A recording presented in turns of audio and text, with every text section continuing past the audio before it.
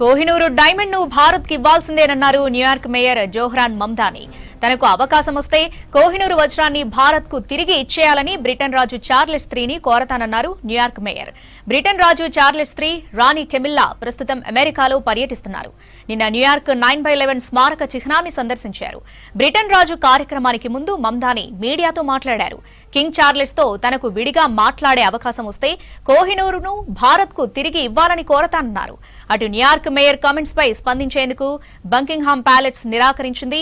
108 క్యారెట్ల విలువైన కోహినూరు వజ్రాన్ని 1849లో మహారాజ్ దులీప్ సింగ్ విక్టోరియా మహారాణికి బహుమతిగా ఇచ్చారు. నాటి నుంచి కోహినూరు వజ్రం బ్రిటన్ ఆధీనంలోనే ఉంది. రాణి కిరీటంలో దాన్ని అమర్చారు. దానిని తిరిగి తీసుకోవాలని భారత ప్రభుత్వం దౌత్య మార్గాల్లో ప్రయత్నించినప్పటికీ అది ఇప్పటివరకు కార్యరూపం దాల్చలేదు. తాజాగా న్యూయార్క్ మేయర్ మమ్దాని ప్రస్తావనతో మరోసారి చర్చల్లోకొచ్చింది కోహినూరు డైమండ్.